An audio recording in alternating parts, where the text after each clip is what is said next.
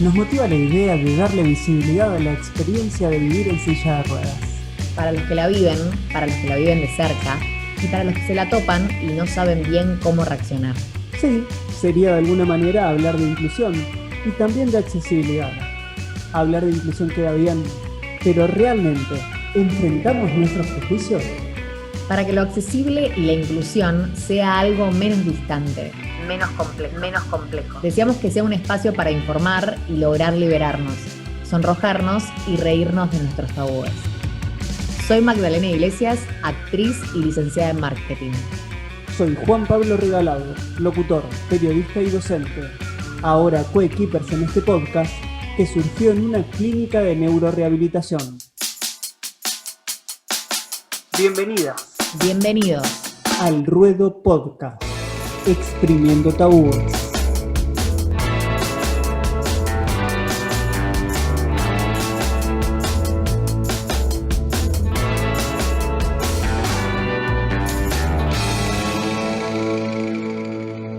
Nos acompaña en este capítulo Santa Catalina, neurorehabilitación clínica.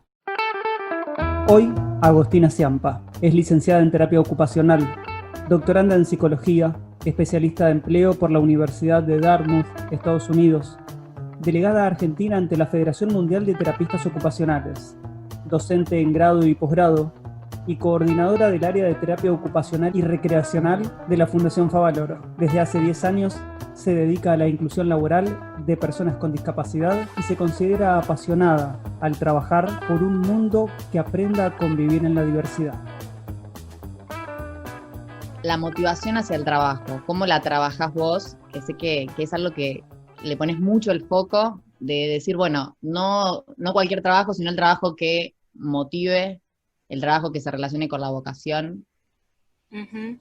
Sí, a ver, es un tema, y de hecho es un tema que yo creo que todos necesitamos trabajar, ¿no? En donde voy intento decir que no importa en el estadio dentro de la rehabilitación, la estimulación, donde se trate, para mí es fundamental poder pensar a esta persona como un futuro trabajador o como un potencial trabajador y desde ahí poder habilitarle estas posibilidades. Nos pasa mucho y de hecho en esto el Perfil Nacional de las Personas con Discapacidad que lanzó el INDEC en el 2018 habla del índice de inactividad, ¿no? De las personas con discapacidad en Argentina, que son aquellas que ni estudian, ni trabajan, ni buscan trabajo. Y cuando indagaban acerca de los motivos por los cuales estas personas ya no buscaban trabajo, había otros que no sabemos a qué se refiere, pero luego de otros, el principal motivo tenía que ver con que ya no pensaban que iban a conseguir un trabajo a causa de su discapacidad. Con lo cual, más allá de después trabajar con nuestra sociedad, ¿no? Y con las barreras para el acceso al empleo, yo creo que el primer paso también es trabajar con estas personas para que en primer lugar se puedan ver a sí mismas como futuros trabajadores, ¿no? Como que todos tenemos este derecho al trabajo, que sabemos que es un determinante de la salud, sabemos que es un derecho humano por distintas declaraciones internacionales, pero no solo eso, sino también por la creencia de que la persona tiene algo que aportar al otro más allá de la condición que esté transitando. Entonces, ahí es algo para mí para trabajar con la persona a nivel individual, a nivel familiar también. Muchas veces son los padres por ahí quienes terminan sobreprotegiendo a esta persona con discapacidad porque, bueno, siempre ha sido más asistido que tener un rol activo en sociedad. ¿Y cómo se logra eso por parte de esa persona o de ese... ¿Dijiste presunto trabajador? No dijiste presunto trabajador. Potencial trabajador. Potencial trabajador. Primero que nada, en verdad, yo al menos vengo de trabajarlo a nivel individual, ¿no? Con lo cual tenemos como un montón de pasos, un montón de escalones antes de llegar a la empresa o a esas entrevistas de trabajo, con lo cual primero trabajamos esto, el interés de la persona, buscamos conocer el interés de la persona, buscamos que la persona reconozca en sí misma también sus propias experiencias, tanto educativas como laborales, o si es que no cuenta con experiencias laborales, bueno, qué instancias de responsabilidad ha tomado en distintos momentos de su vida que le puedan servir también como una potencial experiencia para un futuro trabajo. trabajamos todo lo previo, el poder hacer su propio currículum. Muchas veces con nosotros es con quienes hacen su currículum por primera vez, entonces es en la construcción de ese currículum, en la construcción de ese perfil en LinkedIn, en bueno, ¿qué vamos a poner en la parte que dice acerca de? Y ahí es donde se empiezan a poner en juego los valores de la persona también y el propio autoconocimiento en relación con con su futuro rol laboral, digamos, así no sea trabajador, bueno, ¿cómo te consideras como persona? ¿Te consideras activo, proactivo, que te gustan los desafíos, que te gusta aprender cosas nuevas, que te gustan las rutinas? Esto es todo lo previo, digamos, que nos lleva después a poder pensar en un futuro trabajo. Cualquiera de nosotros elige qué poner o selecciona qué poner en ese quizás perfil de LinkedIn. ¿Cómo selecciona qué poner y no poner ese futuro trabajador dentro de ese perfil? Sí, en general hay preguntas en relación con el tiempo que no estuvo trabajando, ¿no? ¿Qué pongo acá? O si declarar o no el diagnóstico que tiene. Estas son las dos preguntas que siempre vienen con mucha preocupación y que empezamos a trabajar acá, en estos espacios a nivel individual, que de hecho son también preguntas que después pueden suceder en futuras entrevistas laborales, entonces está bueno tenerlo un poco amasado. En general la recomendación es no mentir, por supuesto, pero después es indagar acerca de la propia historia, es decir, bueno, ¿no estuviste haciendo nada? O muchas veces se trata muchos traen experiencias de autoempleo, de algo que han estado haciendo de manera más cuenta propista, que también cuenta como una experiencia laboral, ¿no? Entonces también es una instancia para darle valor a aquello que han venido haciendo a lo largo de sus vidas. A mí ya me sale una reflexión, pero porque me viene todo esto de tomar distancia y ver de afuera y poner en juego todo lo que somos. Que a veces para un trabajo, cualquier persona cuando sale a buscar un trabajo y elige un par de cositas, tuvo 5 entrevistas y se queda con un trabajo, y en esta situación me parece que hay como un trabajo mayor, porque, bueno, nos parece que porque adquirieron una discapacidad, pero en realidad es algo que estaría buenísimo que hagamos todos, que hagamos esta unión de puntos, de esta biografía y de gustos y de preferencias y de motivaciones que tenemos para salir y desde ese lugar buscar las posibilidades de empleo. Claro. Ustedes saben que en verdad currículum vitae, que estas palabras en latín significan hoja de vida. Entonces el currículum vitae de alguna manera uno plasma ahí.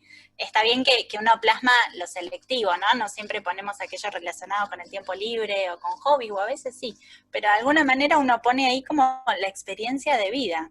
Las empresas que obtienen beneficios del Estado por contratar empleados con discapacidad, ¿aplican, lo aprovechan o siguen eligiendo no contratar a personas con discapacidad para no generarse mayores complicaciones dentro de su propia organización?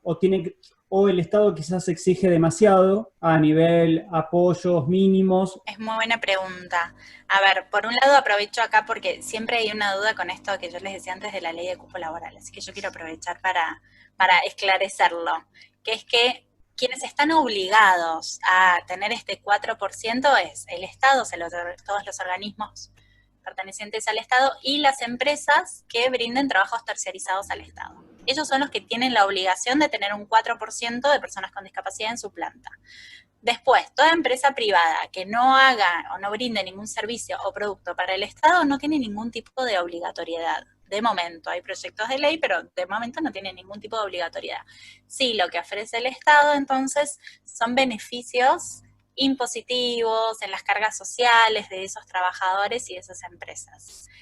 Y también hay 2 programas que están actualmente en funcionamiento, que pertenecen al Ministerio de Trabajo, que son el de acciones para el empleo, el de entrenamiento para el empleo, perdón, y el PIL. Uno es el EPT y el otro es el PIL, que es el de inserción laboral. Estos 2 programas, en mi experiencia, son los que más usan las empresas. Yo me he contactado con empresas que tenían trabajadores con discapacidad trabajando, y ellos la verdad es que no hacían uso de estos beneficios impositivos en las cargas sociales que te contaba antes, porque por un lado no les movía su aguja económica y por otro porque también tenían que hacer una serie de trámites, entonces ponían en balanza, bueno, encaramos estos trámites o no lo hacemos, y dado que no tenían tanta diferencia a nivel económico terminaban no haciéndolo. Esto es con las que yo me crucé al menos. ¿Y podrías contarnos en qué consisten estas políticas, no políticas, dijiste, que son programas? Sí. Los dos programas. Uno tiene una duración de 6 meses, que es el de Acciones para el Empleo, o por ahí estoy diciendo mal el nombre, querría corroborarlo porque ha cambiado de nombre a lo largo de los años, que esto es algo que también nos pasa a nivel político, pero este de Acciones para el Empleo, Acciones de Entrenamiento para el Empleo, creo que era, o para el trabajo. Es un programa que tiene una duración de 6 meses máxima, donde la persona no puede trabajar más de 20 horas semanales y no tiene una relación contractual con ese empleador. Que por ahí esto también responde un poco a la pregunta de Juan antes de que muchas veces los empleadores por ahí por desconocimiento, ¿no? Tienen miedo a contratar personas con discapacidad por miedo a que después le haga un juicio de discriminación o algo de esto que también es algo que circula y uno escucha e intenta desmitificar constantemente. Pero bueno, entonces este programa, que no tiene ningún tipo de relación contractual, de alguna manera derriba ese prejuicio, esa creencia. Y de acuerdo a la cantidad de trabajadores que tenga esa empresa, el Ministerio de Trabajo también aporta parte del pago a ese trabajador. Ese es uno, que es hasta 6 meses. Y después el otro, que era el PIL, que era el Programa de Inserción o Inclusión Laboral, este puede durar hasta 12 meses, y acá sí ya hay una relación contractual con ese empleador y también de acuerdo a la cantidad de empleados que tenga la empresa, el Ministerio de Trabajo puede aportar una parte para el pago de ese sueldo. Y ese programa es muy similar también al que cualquier otro organismo también tiene por un empleado sin discapacidad con universidades o también con el propio Ministerio de Trabajo, que es el PIL, el Programa de Inserción Laboral. Exactamente, y de hecho este es uno de los cambios que han habido en los últimos años. Antes eran programas exclusivos para personas con discapacidad y en los últimos años se han abierto a otras poblaciones también. Sí, son los mismos programas que aplican. Yo quería preguntarte un poco más para saber las trabas más comunes que hay para trabajar con inclusión laboral que tienen las empresas. Mira, las trabas, a ver, podemos pensar por un lado del lado del trabajador y por otro lado del lado del empleador. Del lado del trabajador creo que un poco fuimos hablando anteriormente y algo que por ahí no te había dicho, pero si nosotras habíamos conversado en otro momento, tenía que ver con la autoeficacia. Si uno busca en los estudios, en investigaciones recientes, al menos las que yo he leído son más dentro del campo de la salud mental, de personas que viven con trastornos mentales severos, hay estudios que buscan definir cuáles son los predictores para la inclusión laboral, ¿no? ¿Qué es lo que tiene esta persona que favorece que después tenga mayores posibilidades que otros para conseguir un trabajo? Y uno de los predictores hablaba de la autoeficacia, que era esto como esta propia sensación de competencia y de logro, ¿no? Y por eso también hablábamos que es tan importante trabajar con la persona, no solo sus desafíos, sus dificultades o qué problemas le trae la discapacidad, sino también aquello que puede hacer y que sabe hacer bien. Esto en cuanto a la persona, pero después si vamos a ver las barreras de este empleador, bueno, mucho tiene que ver con el desconocimiento y con este miedo a lo desconocido, ¿no? Que tenemos muchas personas cuando emprendemos algo nuevo o algo desconocido, bueno, suelen aparecer preocupaciones, miedos, dudas, inseguridades, sobre todo esta preocupación en relación a, bueno, pero si algún día lo despido, si veo que no es buen trabajador y lo quiero despedir, me va a hacer un juicio. Esta es una de las grandes preocupaciones que aparece. O también hay mitos en relación con que las personas con discapacidad en el trabajo son menos productivas que sus pares sin discapacidad, entonces me va a costar más plata, entonces voy a tener que tener a alguien al lado todo el tiempo asesorándolo. Y en verdad, quienes trabajamos en inclusión buscamos que estas inclusiones sean reales, sean exitosas. Nosotros no queremos más un paradigma caritativo acá, que hay que hacerlo porque es el pobrecito, es el asistido, ¿no? Es el que tiene una discapacidad. No, para nada. Es una persona, es un sujeto de derechos, igual que todos, ¿no? Y como todos, tiene sus derechos y sus obligaciones. Entonces, si pensamos una persona trabajando, vamos a buscar que sea un trabajo que se dice que es como una buena pareja. O sea, una buena pareja es cuando este puesto de trabajo requiere ciertas competencias, capacidades y habilidades que la persona tiene. Entonces vamos a buscar esta buena pareja para que la persona logre un desempeño competente. No solo para que le sea rentable a la empresa, sino para que también resulte digno para la persona, ¿no? Todos cuando estamos trabajando queremos estar en un lugar donde podemos aportar, donde sentimos que lo que hacemos es valioso y que modifica también el producto o el servicio de esa empresa. Entonces también va retroalimentando positivamente la autoestima de la persona. Del término inclusión laboral, que también hablamos, que es un término que está en proceso de cambio, intenciones de cambio, ¿no es cierto? Pensemos en la palabra, ¿no? Pensemos en la palabra inclusión, viene de incluir, viene de meter en un lugar a alguien que no está en ese lugar. Entonces, las corrientes que están queriendo cambiar esta palabra, lo que dicen es que en verdad no hay que incluir a nadie, porque ya es parte de nuestro mundo. O sea, en verdad hay que poder reconocer la diversidad y enriquecernos en esta diversidad. No es que hay que incluirlo, porque ya está, ya es parte. Hay que ver cómo hacemos para que pueda participar de una manera plena.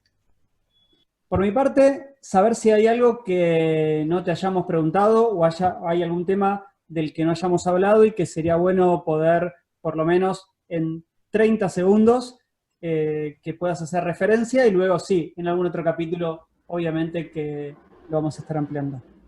Dale, lo voy a intentar, 30 segundos. Pero un término que yo estuve mencionando bastante y por ahí no aclaré o no di ejemplos para el que no lo conoce, es el de apoyos. Y cada vez queremos hablar más de un paradigma de apoyos en lo que es el trabajo social, laboral de personas con discapacidad. Este paradigma de apoyos lo que viene a decir es que todas las personas, tengamos o no una discapacidad, tenemos necesidades de apoyos para vivir en sociedad, ¿no? Necesitamos que un otro nos despierte horario o que nos recuerde que tenemos que hacer tal cosa, o necesitamos un apoyo visual como puede ser un PowerPoint cuando damos una charla. Son distintos tipos de apoyos. Lo mismo se está pensando cuando pensamos a las personas con discapacidad en el trabajo. Bueno, ¿qué apoyo necesita esta persona? Necesita un apoyo visual, necesita una acomodación en el ambiente a nivel arquitectónico, necesita de un supervisor, necesita de un reloj, necesita que le digan, no sé, que le hablen durante un minuto porque no puede retener toda la información por más tiempo, que también se la manden por escrito, que se la manden por WhatsApp.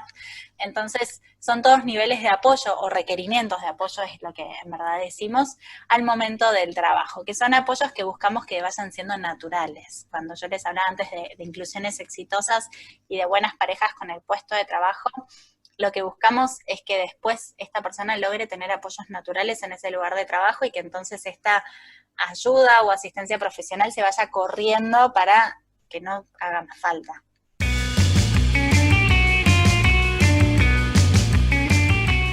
¿Sabías que hay empresas que dentro de sus áreas tienen una dedicada exclusivamente a la diversidad e inclusión? Hola, soy Delfina Daglio, líder del área de diversidad e inclusión en IBM. Para IBM, el desarrollo de una fuerza de trabajo diversa es un imperativo de negocios y un compromiso continuo. Procuramos generar entornos laborales en los cuales cada uno de nuestros profesionales, que llamamos IBMistas, pueda sentir que puede alcanzar todo su potencial justamente gracias a sus diferencias. En diversidad e inclusión, trabajamos sobre 6 ejes: mujeres, personas con discapacidad, la comunidad LGBT+, diversidad multicultural, diversidad generacional y Work and Life Integration. Como compañía de tecnología, tenemos un fuerte compromiso con la inclusión de personas con discapacidad, porque queremos que la tecnología sea accesible a todos. De hecho, muchos de los avances tecnológicos permiten que las personas con discapacidad puedan superar barreras de comunicación, de accesibilidad, que son las que hoy se incluyen en la definición de discapacidad, ¿no? Las barreras que les impone el entorno. IBM contrató a su primer profesional con discapacidad en el año 1914 y desde entonces nos hemos focalizado en desarrollar tecnologías asistivas. Tenemos un centro de investigación y desarrollo de tecnologías accesibles para personas con discapacidad.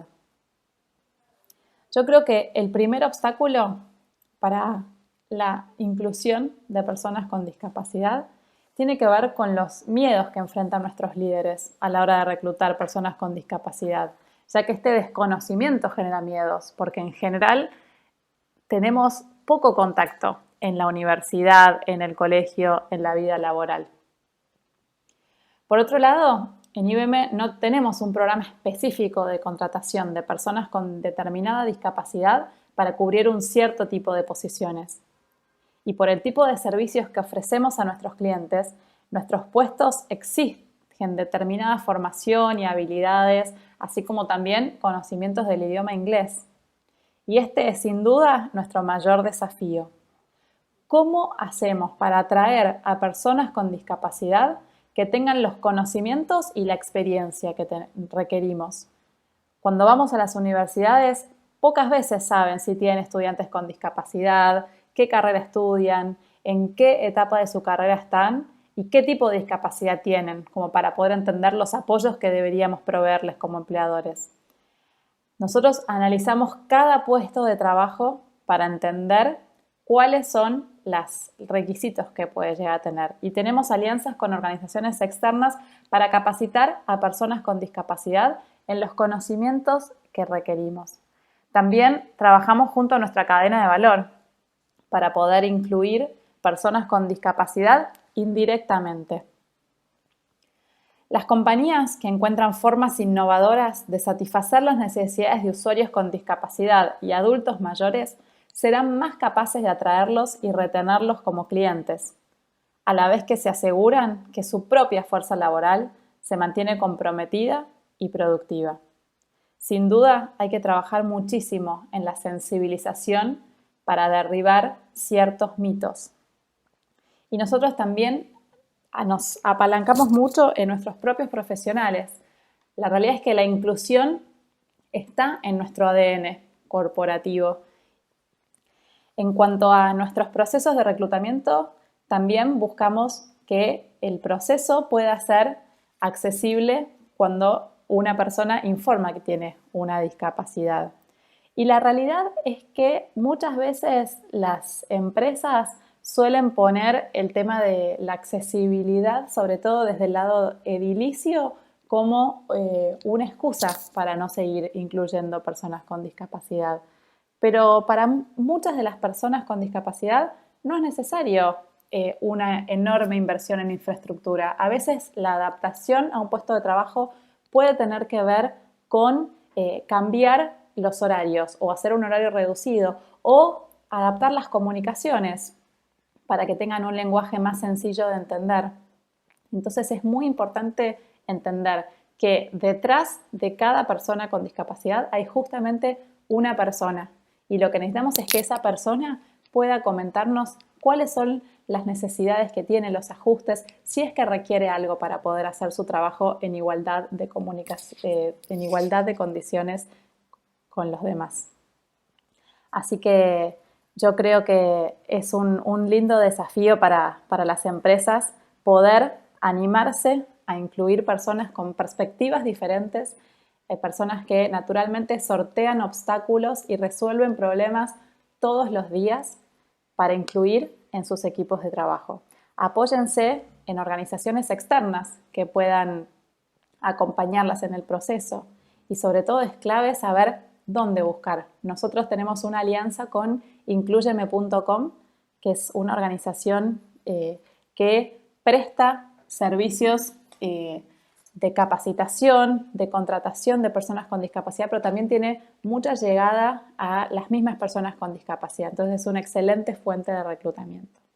Delfina Daglio, IBM Argentina.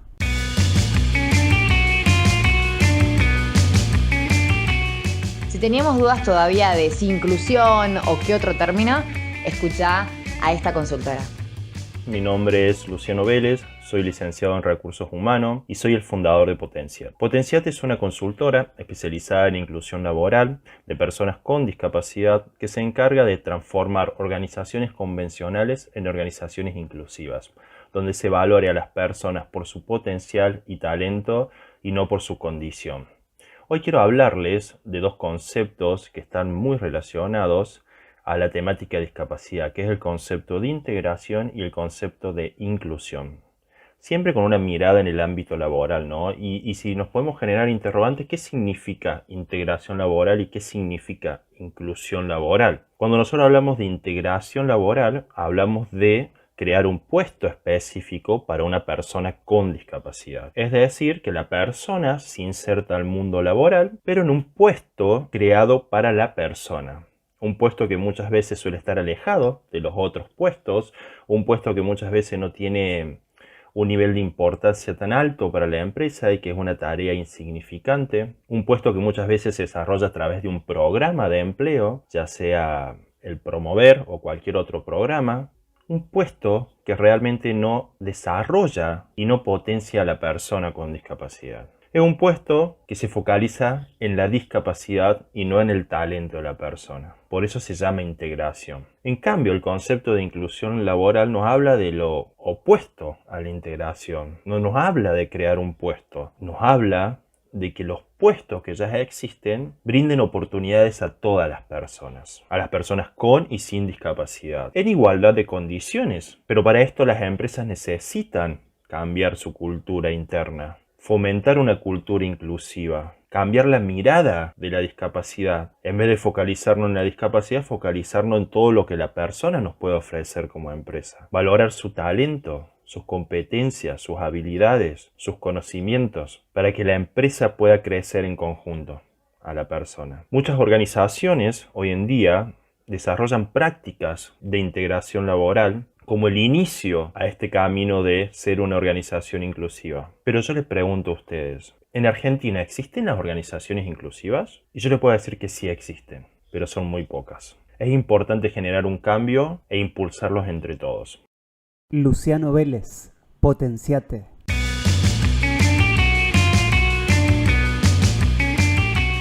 Fundamental tener para este capítulo un testimonio de alguien que se haya reinsertado, alguien que haya conseguido el trabajo que tanto quería. Mi nombre es Carlos Alfredo Bienati, tengo 28 años, soy personal de Policía Federal Argentina. Tuve un accidente en el año 2016, a lo cual me quedé en silla de ruedas. Tengo una lesión medular de dorsal 5, dorsal 6. Luché mucho para volver a ser parte de las filas policiales. Luego de 2 años, la etapa de rehabilitación, pude volver al servicio activo, pude desempeñar mi servicio como la función que yo realizaba hace tiempo. Soy actualmente el jefe de servicio. Una vez que pude ser integrante nuevamente de policía, sabía que iba a ser complicado. Yo era netamente operativo y sabía que se me iba a tornar difícil mentalmente llevar mi cabeza a lo administrativo. Pero bueno, traté de poner todo mi empeño y poder lucir mi uniforme como lo hacía estando de pie. Tuve la suerte de que el lugar que me tocó como destino es totalmente adaptable, no tiene escalones, no tengo escaleras, el baño es muy accesible, entonces eso me facilitó mucho las cosas. Y después el tema del personal, cómo me iba a mirar la gente, estando de uniforme y en silla de ruedas. Y la verdad que fue todo lo contrario, la verdad que me siento muy a gusto, trato de desempeñarme lo mejor posible administrativamente y no tuve problemas con mis superiores, la verdad que me dan y me tratan muy bien. Me siento casi igual de lo que hacía antes, solamente que soy personal administrativo. Lo único que cambió es que estoy sentado y aprendí a querer mi nueva función, que era lo que me tocó, así que trato de ser el mejor administrativo que hay. Carlos Bienati, usuario de silla de ruedas. Llegamos al final del programa y ahora queremos saber qué nos dejó este capítulo. La verdad que algo bastante interesante porque tuvimos todas las miradas. Comenzábamos con Agostina. Ella hablaba de que es posible volver a trabajar, que es posible trabajar teniendo una discapacidad o estando sobre ruedas. Y después eso lo vimos reflejado en lo que nos decía Delfina, que en una empresa como IBM a nivel mundial, puntualmente en la Argentina, desde el año 1914, que contrataban personas con distintas discapacidades y que tenían un área específicamente destinada a eso. Así que la idea fue tratar de mostrarte que se puede empezar a trabajar, o que podés volver a trabajar, o que podés conseguir trabajo. ¿Que es difícil? Es difícil. Pero las empresas están, las consultoras están y las personas que comienzan a trabajar están. Yo diría que más que difícil es un trabajo buscar trabajo, o sea, es así. Es como desmitificar esto de que, bueno, no puedo hacerlo. O sea, es un poco mirarnos, ver cuáles son nuestras habilidades, nuestras motivaciones y ir por eso y confiar en que si eso se incentiva, es una búsqueda interna, se plasma en algo interesante, que es como buscar el trabajo que deseamos y después empezar a trabajar de algo que nos haga bien. Decir bueno, que obviamente que el objetivo de este capítulo era dejar herramientas más allá de la reflexión y que bueno, nosotros estamos con ganas de seguir avanzando en capítulos así para cada vez poderles dar más aportes, pero que estamos acá para que ustedes se contacten ante cualquier duda que tengan al respecto. Bueno, lo pueden hacer a través de todas nuestras redes sociales. Ya saben que si quieren hacerlo a través de Instagram, @alruedopodcast. Si quieren hablar solamente con Maggie, pueden hacerlo @mag.iglesias. Si quieren hablar solo con vos, tienen que hacerlo a @regaladojuanpablo. Pero nos pueden hablar al ruedo mejor, todo ahí. También nos pueden encontrar en todas las tiendas, en Spotify, en YouTube, en Google Podcast, iTunes, sí. En iTunes. Ponen Al Ruedo Podcast y ahí estaremos apareciendo nosotros. Y en YouTube, que es tan linda también la plataforma esa, que se suscriben y se enteran de todos los capítulos que vamos subiendo. Y llegamos al final de este capítulo. Gracias, Carlos Bienati, Agostina Ciampa Luciano Vélez y Delfina Daglio. Nos reencontramos en cualquier momento. En cualquier momento. Nos acompañó en este capítulo Santa Catalina, Neurorehabilitación Clínica. Currículum vitae. Como sociedad, yo quiero decirles que perdemos plata cuando nosotros tenemos un índice de empleo del 32%. En general, los terapistas ocupacionales nos autocriticamos diciendo que somos malas marketineras y es real. Tenemos un rol que jugar y un papel muy importante para hacer de nuestra sociedad y de nuestro mundo un lugar más igualitario y mejor para vivir para todas las personas. Poder lucir mi uniforme como lo hacía estando de pie. Tuve la suerte de que el lugar que me tocó como destino es totalmente adaptable. Valorar su talento, sus competencias, sus habilidades, sus conocimientos, para que la empresa pueda crecer en conjunto.